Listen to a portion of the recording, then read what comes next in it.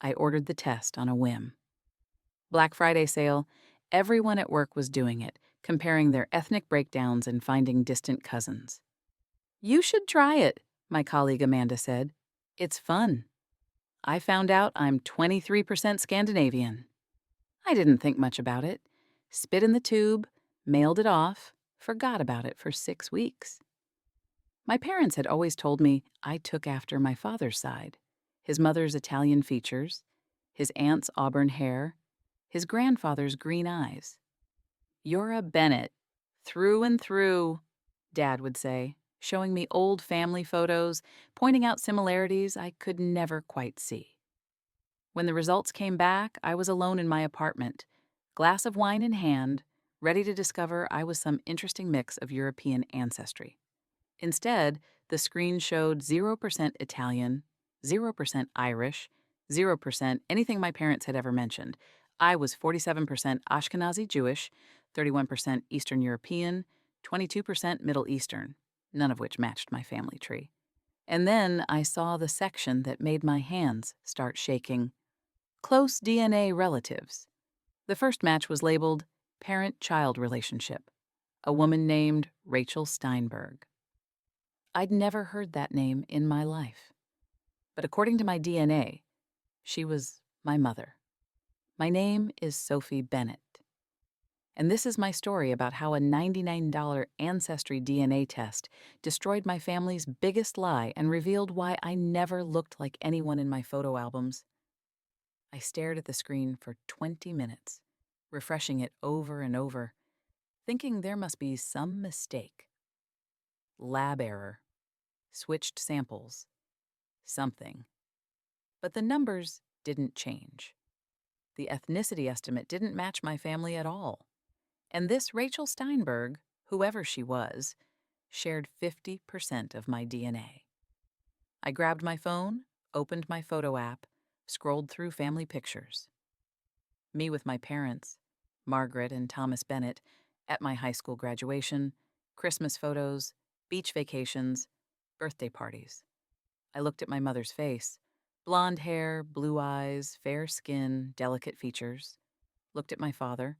Sandy brown hair, hazel eyes, tall and lean. Looked at me.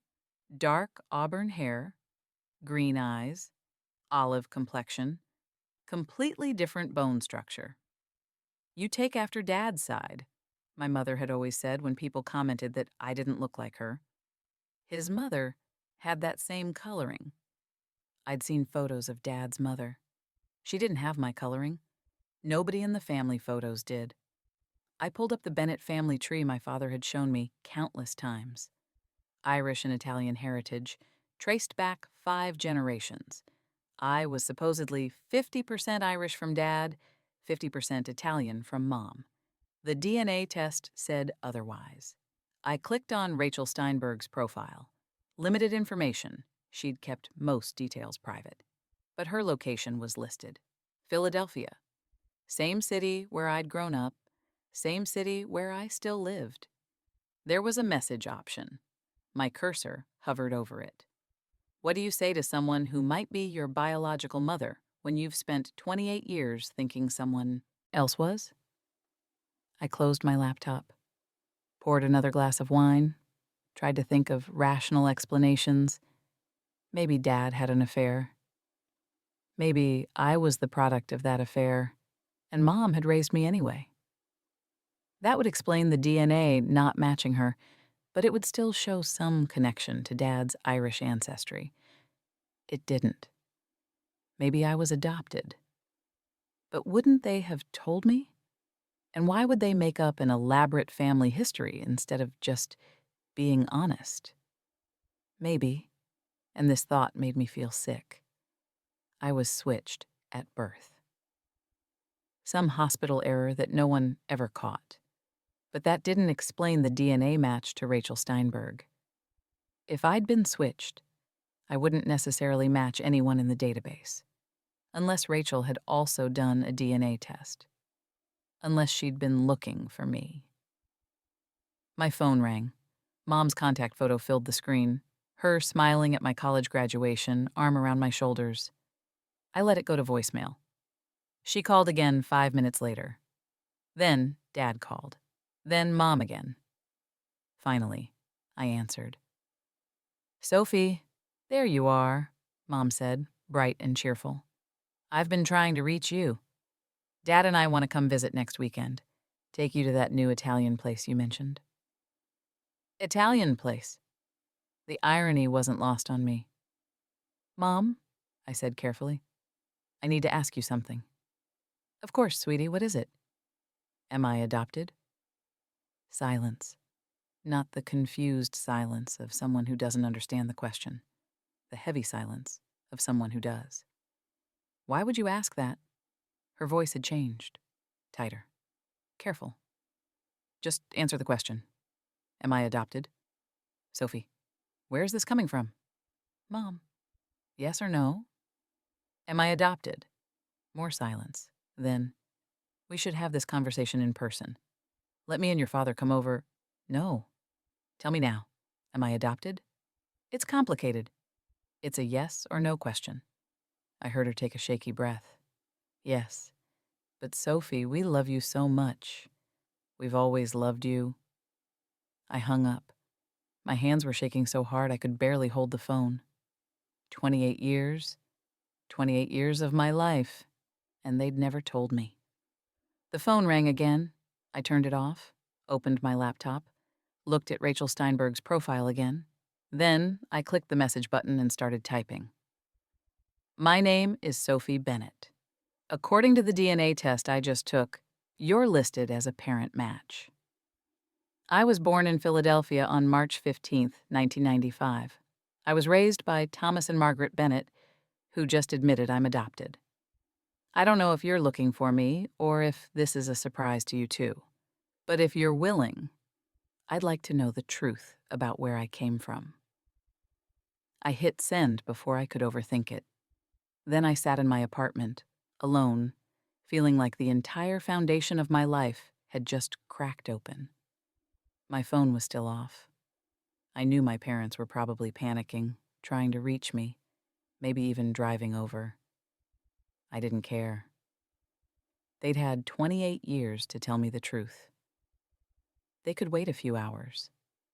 I looked around my apartment, at the framed photos on the walls, me with my parents, me with extended family at weddings and holidays.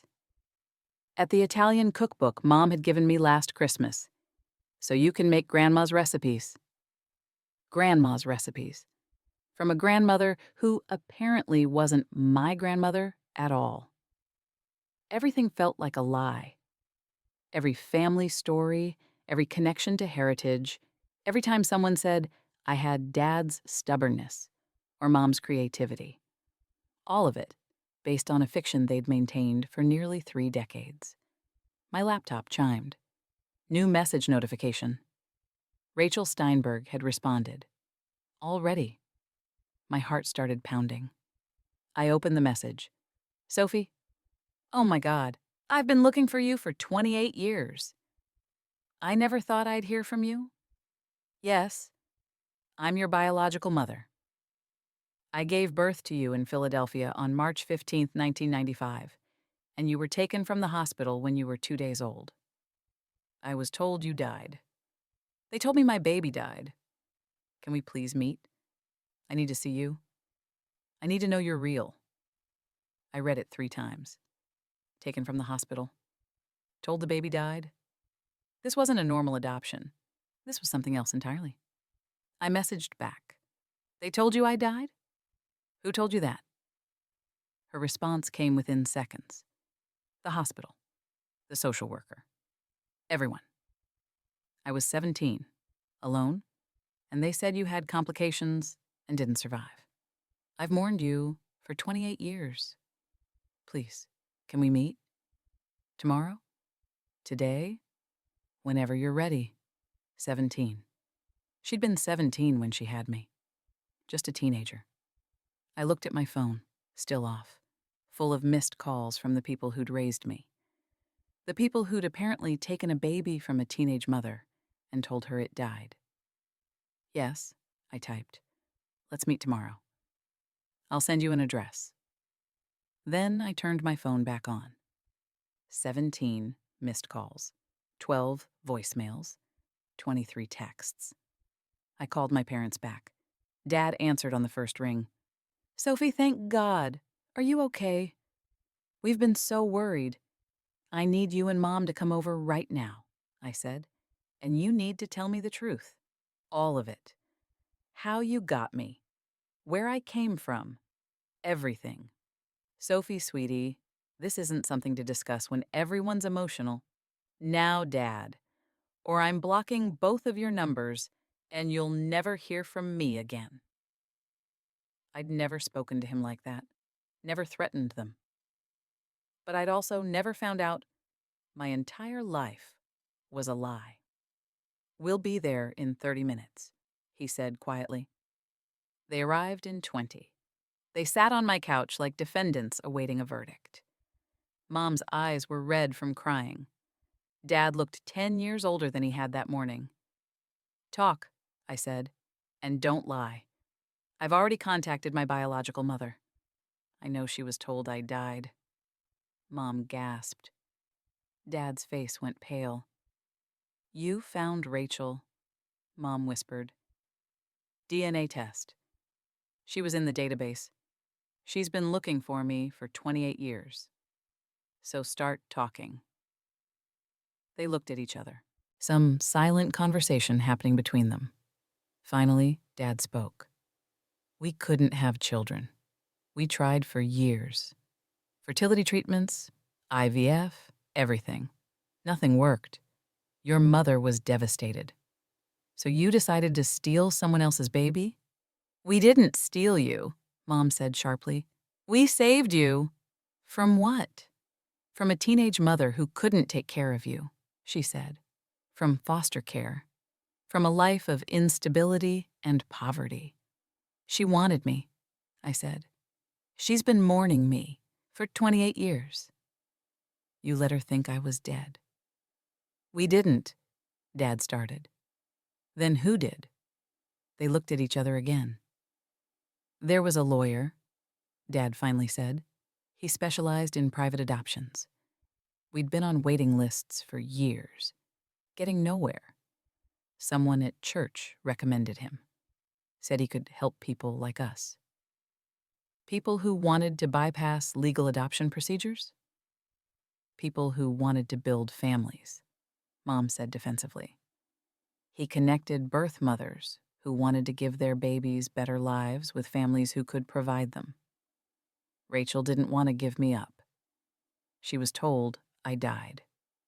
"We didn't know that," Dad said. "The lawyer told us the birth mother had signed surrender paperwork, that it was all legal. But it wasn't. We didn't know that until later," he said. "By then, you were ours. We'd raised you for 3 years. We loved you. We couldn't just give you back." "Give me back." My voice rose. "I'm not a borrowed coat. I'm a person whose mother was told she died." "We're your mother and father," Mom said, crying now. "We raised you. We loved you. We gave you everything. Except the truth. We were going to tell you," Dad said, "when you were older. But then years passed, and you were so happy. And we convinced ourselves it was better if you never knew." "Better for who? For you? So you didn't have to face what you did?"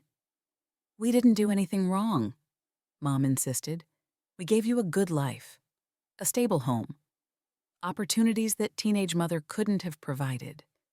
Her name is Rachel, and you don't know what she could have provided because you took away her chance to try." I stood up, pacing now, too angry to sit still. "What was the lawyer's name?" "Sophie, that was almost 30 years ago. What was his name?" "Martin Graves," Dad said quietly. "But he's dead. Died about 15 years ago." "Convenient." "It's true. There was an investigation, actually, into his adoption practices, but it fell apart after he died." "Not enough evidence." "How many other families did he do this to? How many other babies did he steal?" "He didn't steal," Mom started, Yes, he did. He stole me from Rachel and sold me to you. That's human trafficking. That's kidnapping. That's in the past, Dad said firmly. Sophie, we understand you're angry. You have every right to be. But we love you. We've always loved you. That's real. Even if some of the details weren't what you thought. Some of the details, I repeated. My entire ethnic heritage, my medical history, my biological family. Those are just details? You're a Bennett, Mom said desperately. You'll always be a Bennett. That's not going to change. But I'm also a Steinberg, and you took that from me. I met Rachel the next day at a quiet coffee shop downtown. I got there early, sat at a corner table, watched the door. When she walked in, I knew her immediately. Not because we looked alike, though we did, more than I looked like Margaret Bennett, but because of the way she scanned the room with desperate hope. Our eyes met. She froze. Then she was crossing the coffee shop, moving fast. And before I could stand, she was hugging me, crying into my shoulder. You're real, she kept saying. You're real. You're alive. You're here. I hugged her back, this stranger who was my mother, and cried too. We sat down eventually, ordered coffee, neither of us drank, just stared at each other. You look like my mother, Rachel said, touching my face gently. Same eyes, same hair. I see her in you. Tell me what happened, I said. Tell me everything. She took a breath. I was 17, senior in high school. I got pregnant by my boyfriend, your father. He wanted nothing to do with it. My parents were Orthodox Jewish, very traditional. Having a baby out of wedlock it would have destroyed them. Destroyed me in the community. So they sent you away? To a home for unwed mothers in Philadelphia. It was run by a religious organization. They said they'd help me, help the baby get adopted to a good family, if that's what I chose. I didn't know what I wanted. I was 17 and terrified. She wrapped her hands around her coffee cup. When you were born, I held you for maybe 20 minutes. You were so tiny, so perfect. And I thought, maybe I could do this. Maybe I could keep you.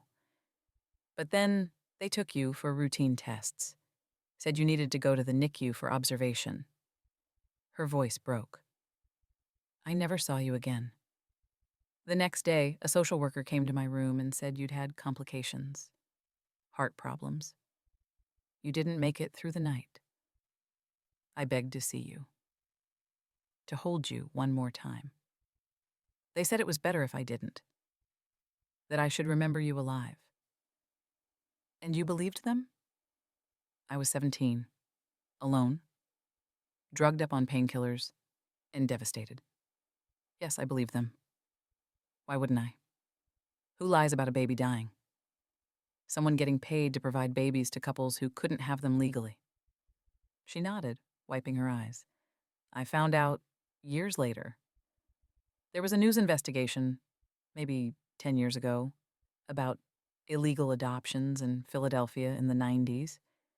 Babies taken from young mothers, usually poor or from religious families, told the babies died or had severe disabilities and were immediately placed in institutions.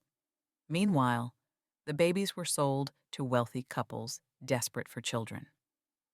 The lawyer who handled my adoption, Martin Graves, died before the investigation went anywhere. I know. I was part of that investigation. Gave testimony. But without Graves alive to prosecute, and with most records destroyed, nothing came of it. The detective told me that dozens of babies had probably been stolen and sold. But we'd never find them all. Most of the adoptive parents didn't know the adoptions were illegal. They thought everything was legitimate. My parents claim they didn't know. Maybe they didn't, at first, but they knew something was wrong. They had to. No legitimate adoption happens that fast, that quietly, with no follow-up.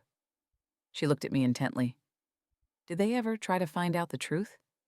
Or did they just choose not to look too closely?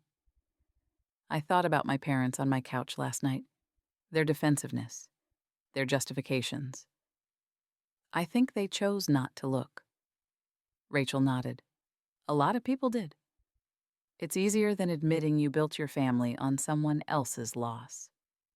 We talked for 4 hours. She told me about my biological father, David, who'd died in a motorcycle accident when I was 5.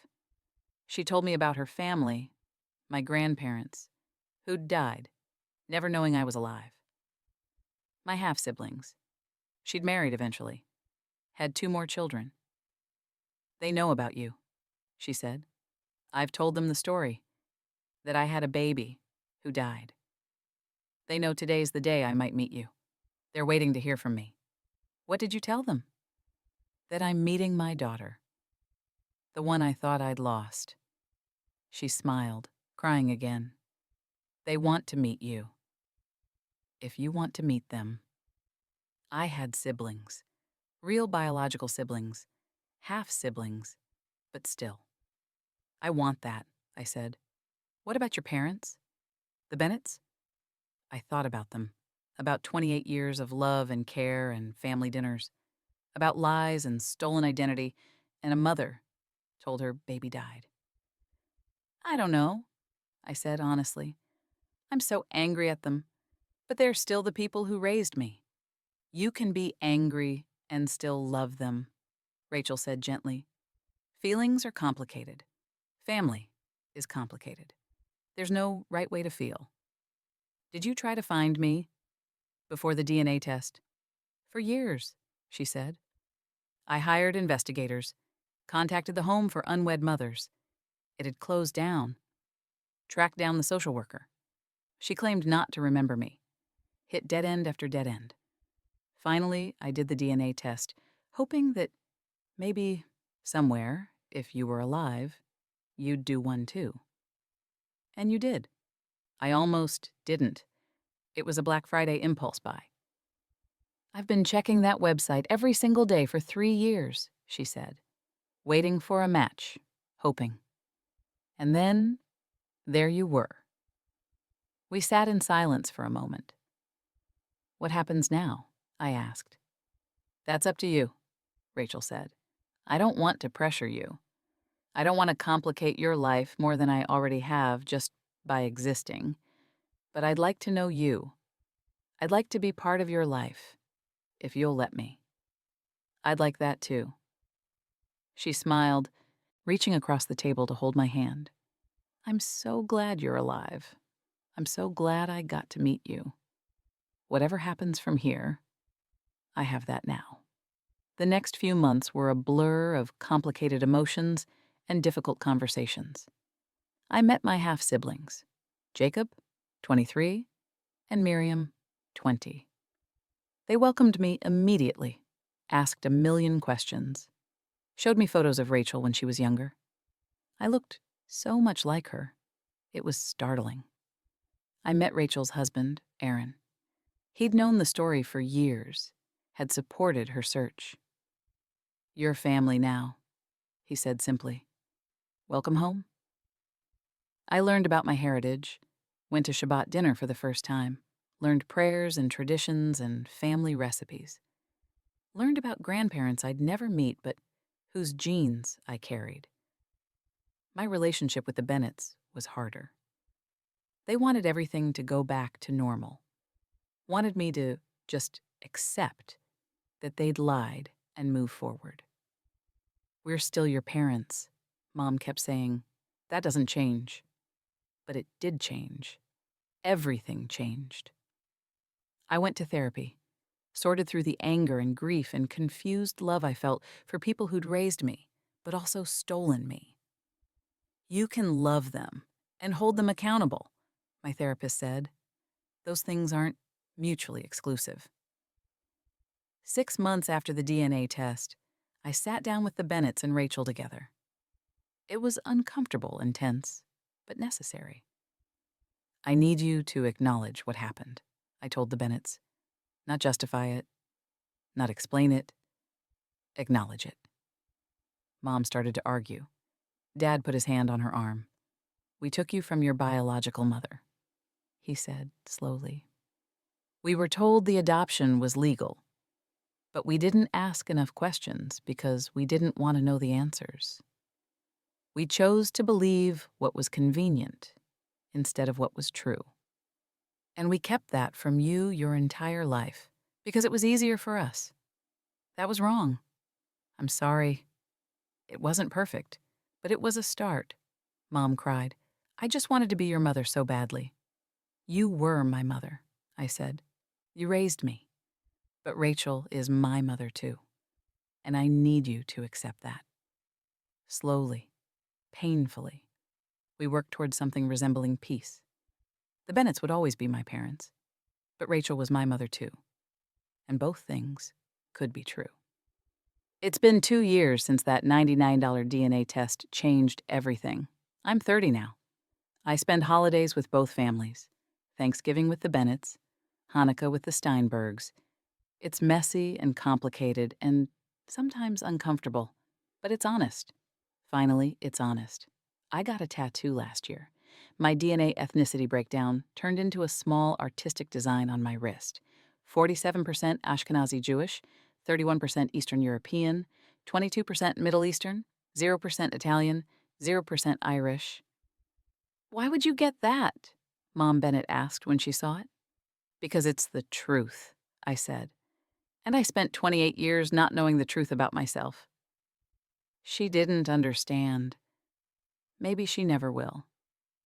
But Rachel understood. She has a matching one. The same percentages, the same truth. We match now, she said when we got them together. Finally. I think about the lawyer sometimes, Martin Graves, who stole babies and sold them and died before facing justice. I think about how many other Sophies are out there, living as someone else, never knowing the truth. I've joined advocacy groups for adoptees' rights, for access to original birth certificates, for truth in adoption. Because everyone deserves to know where they came from. Last week, I got a message from another woman who did a DNA test and found results that didn't match her family. Another baby from Philadelphia in the 90s, another Martin Graves adoption. How did you handle it? She asked. How did you deal with finding out everything was a lie? One day at a time, I told her, and with the truth. Always the truth, no matter how hard it is. Because the lies might be more comfortable, but the truth is what sets you free. If this story resonated with you, drop a comment about where you're watching from. And if you've ever discovered that your family history wasn't what you thought, you're not alone. Subscribe for more stories.